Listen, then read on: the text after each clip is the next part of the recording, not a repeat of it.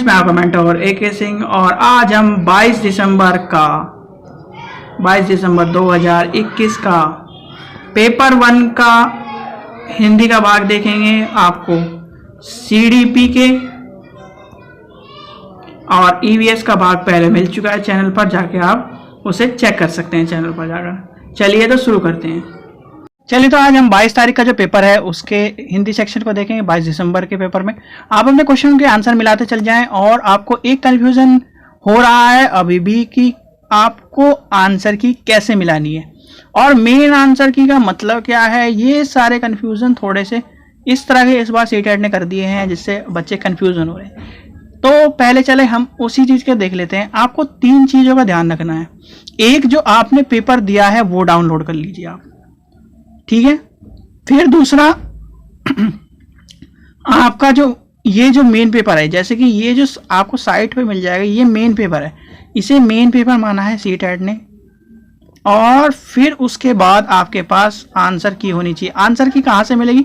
जैसे ही आप main paper के ऊपर कॉलम आ रहा है कि आंसर की और चैलेंज वाला, उस पर क्लिक करेंगे। उस पर क्लिक करने के बाद अपना रोल नंबर और डेट ऑफ बर्थ डालेंगे तो आपको आपका पेपर 1 और पेपर 2 की आंसर की दिख जाएगी।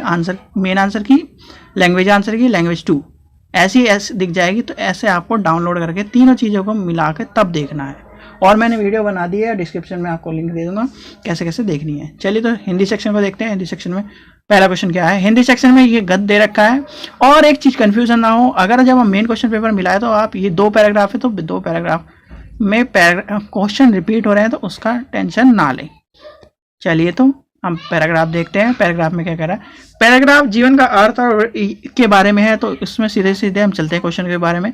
तो 91 क्वेश्चन क्या कह रहा है? डैश जीवन है और डैश मृत्यु है। तो सीधे सीधे चीज को लेके चलें तो जीवन किसके बारे में बताता है? जीवन प्रेम के बारे में बताता है। तो और मृत्यु किसके बारे में बताती है? स्वार्थ भावना।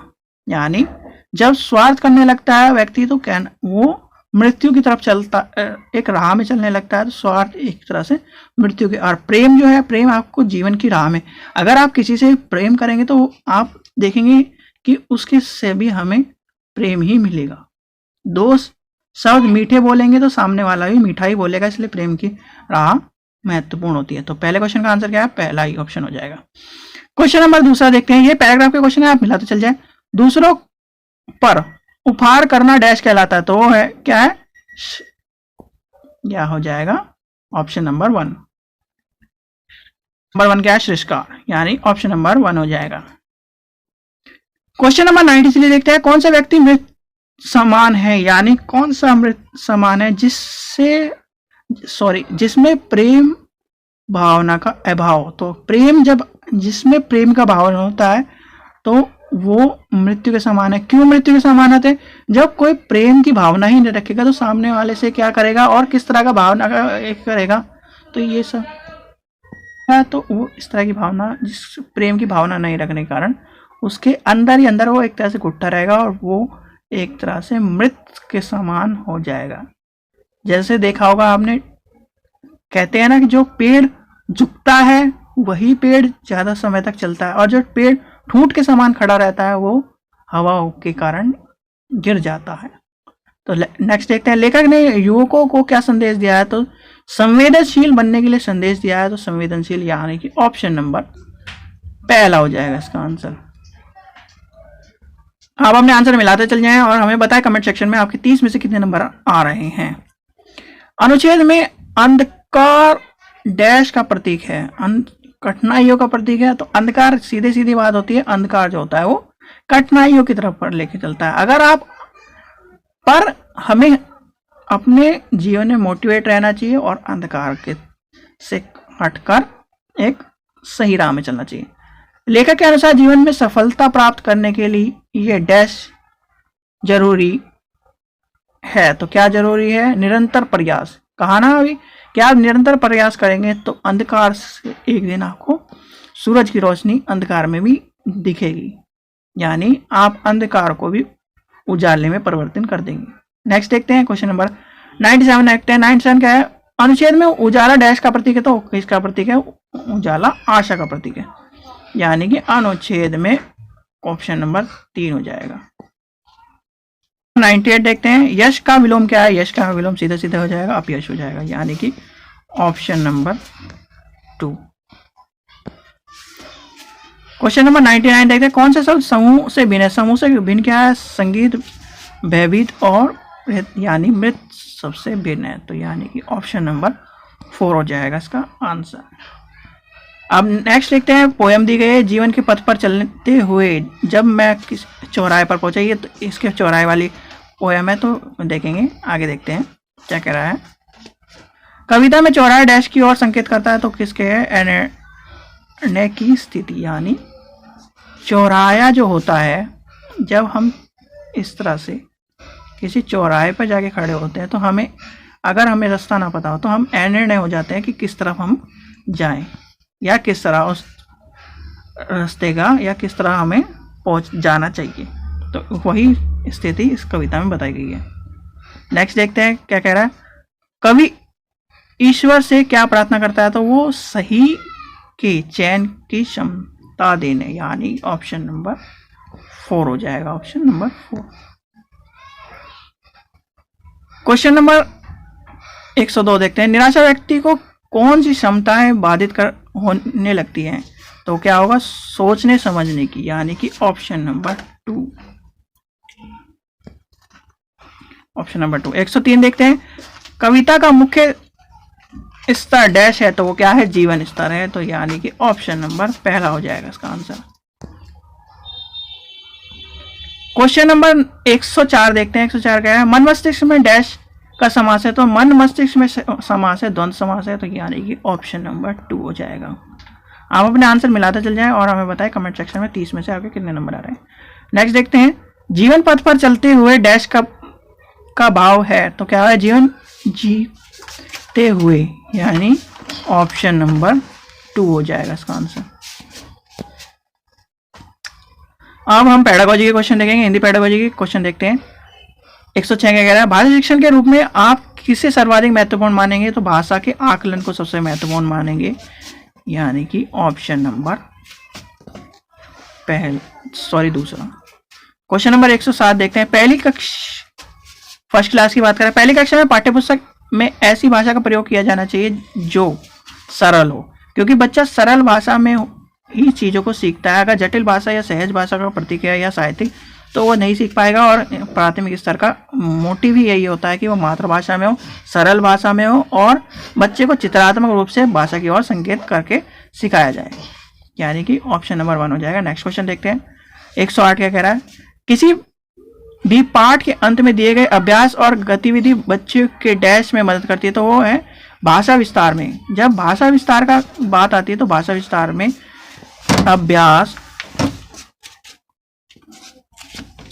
गतिविधि और अभ्यास की बात करेंगे तो भाषा विस्तार का महत्वपूर्ण रोल इसलिए है क्योंकि आप देखिए, आपने कोई चैप्टर पढ़ा, चाहे आप बड़े लेवल पर भी हो, आपने चैप्टर पढ़ा और अभ्यास और गतिविधि इसलिए दी जाती है वो जो चैप्टर में आपने चीजें पढ़ी है उसे रिकॉल हो जाए बच्चे को। और रिकॉल होने का मतलब यह है कि चैप्टर का जो मूल उद्देश्य है वो पूरा हो जाए।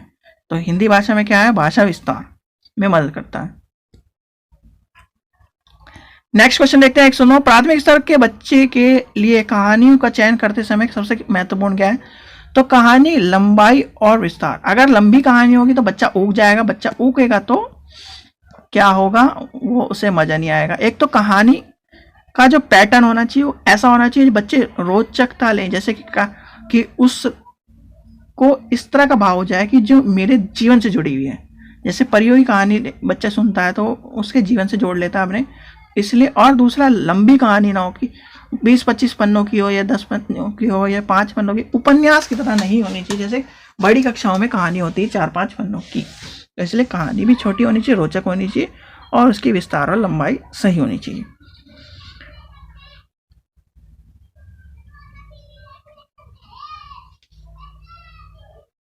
इसमें ये कम महत्वपूर्ण पूछा है तो यही है कि आपकी जो सबसे कम होगी वो यही होगा, क्योंकि इसमें जब लंबाई और विस्तार की बात हो रही है तो इस चीज का ध्यान रखा जाएगा, पर ये सबसे आखिरी में आएगी क्योंकि ये भी एक महत्वपूर्ण चीज है। अगर आप कहानी लिख रहे हो तो उसको महत्वपूर्ण माना जाएगा। चलिए नेक्स्ट देखते हैं। पढ़ने की कुशलता में सर्वाधिक महत्वपूर्ण है लिपि ज्ञान। लिपि ज्ञान नहीं होगा तो पढ़ाने में दिक्कत होगी, क्योंकि बच्चे को कै ख ग या ये सब चीज़ें नहीं पता होगा, ए आ ई यही नहीं पता होगा तो लिपि ज्ञान नहीं होगा तो वो, या अक्षर ज्ञान नहीं होगा तो अक्षर से लिपि ज्ञान, इस तरह से वो नहीं समझ पाएगा। 111 देखते हैं। विद्यालय में आने से पूर्व बच्चे के पास अपनी भाषा संवाद तो होती है, लेकिन डैश की सचेत जानकारी नहीं होती। नहीं पे अंडरलाइन देंगे तो पढ़ने लिखने की बात होती है, क्योंकि जब पढ़ना लिखना, अगर उसे पढ़ना लिखना आता तो वो स्कूल ही आता। और स्कूल आने का उद्देश्य क्या होता है? पढ़ना लिखना, क्योंकि बच्चे को इसलिए स्कूल में डाला जाता है जिससे वो पढ़ लिख सके। 112 में देखते हैं। जिन बच्चों को पढ़ने में कठिनाई होती है और डैश की से अभिप्रेरित होते हैं, तो डिसलेक्सिया की बात हो रही है, तो यानी यह हो जाएगा ऑप्शन नंबर 3।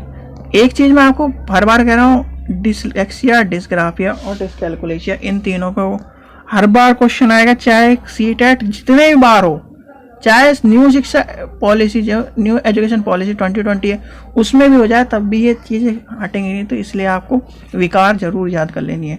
और सीधे सीधे मेन है भाई, कैलकुलेटर से जुड़ा हुआ है तो क्या नाम, वो मैथ का हो गया।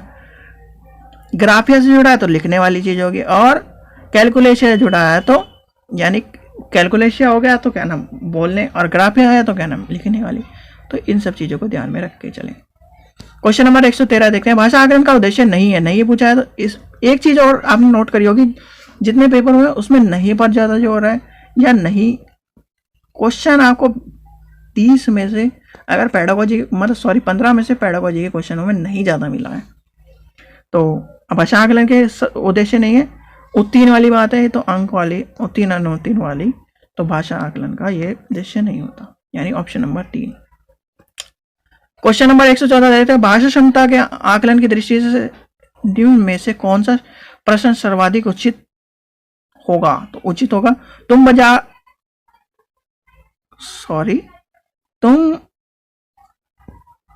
क्वेश्चन नंबर 114 क्या होगा? ये होगा पहला, तुम जज होते तो चूहे को कपड़े देते या नहीं? क्यों? क्योंकि इसमें सोचने वाली बात कर दी है, क्यों के साथ जोड़कर।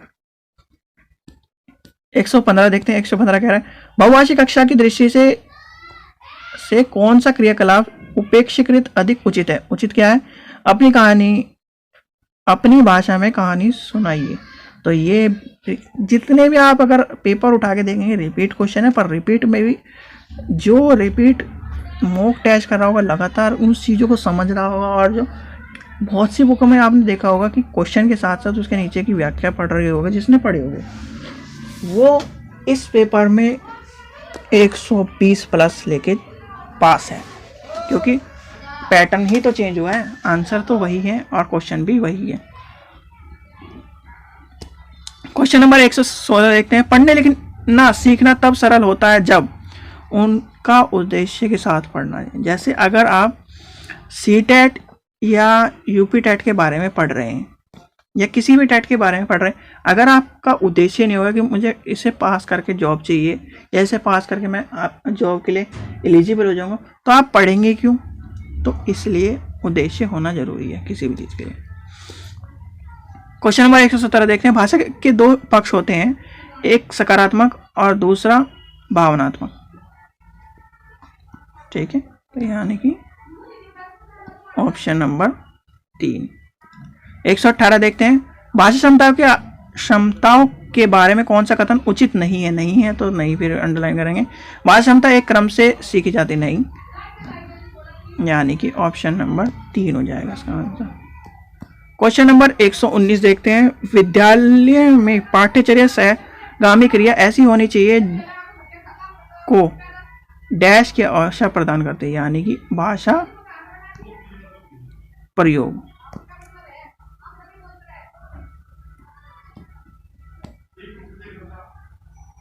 क्वेश्चन नंबर 120 देखते हैं। भाषा क्षमता के विकास में सर्वाधिक महत्वपूर्ण होती है, तो क्या होती है? अंतःक्रिया, यानी कि अंतःक्रिया। तो क्या हो जाएगा? Option number 3। तो जो हमने 30 क्वेश्चन देखे, तो इसमें से आप बताइए आपके कमेंट सेक्शन में कितने क्वेश्चन आ रहे हैं, तो कि कितने सही हो रहे हैं। और आशा करता हूँ आपको वीडियो पसंद आई, तो वीडियो पसंद आई तो लाइक करें, शेयर करें, चैनल को सब्सक्राइब करें। और आपको एक्यूरेट आंसर के देने में थोड़ा टाइम लग रहा है, इसलिए मैं बिल्कुल सही आंसर आपको बताने की कोशिश कर रहा हूँ, जिससे आपके क्वेश्चन एक्यूरेट 99% सही हों। ठीक है, थैंक यू।